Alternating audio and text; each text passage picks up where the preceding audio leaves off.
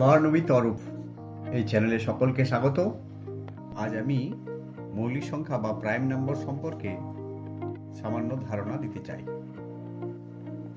সংখ্যা সাধারণত আমরা দেখিয়ে থাকি তিন রকমের ভাগে: মৌলিক সংখ্যা, যৌগিক সংখ্যা এবং নিরপেক্ষ সংখ্যা।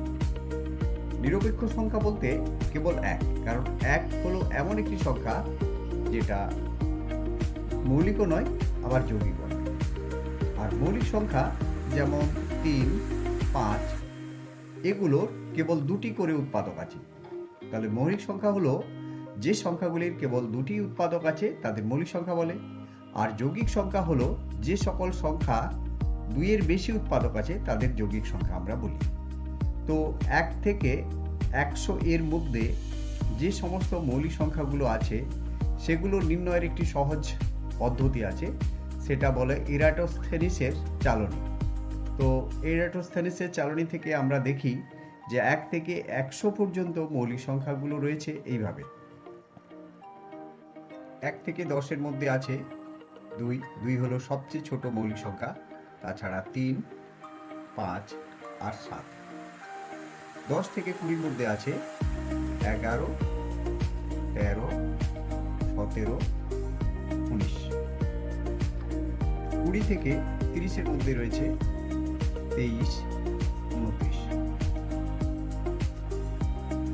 30 থেকে 40 এর মধ্যে রয়েছে 31, 37।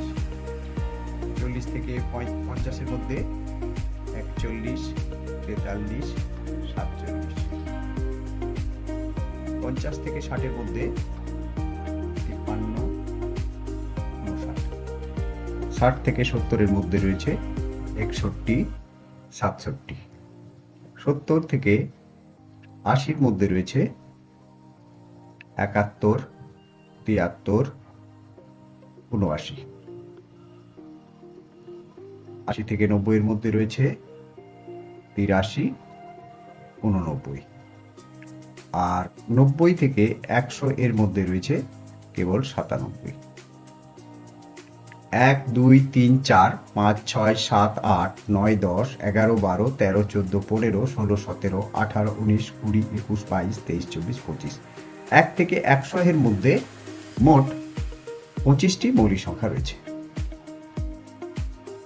তো আজ এই পর্যন্তই, দেখা হবে পরের অনুষ্ঠানে।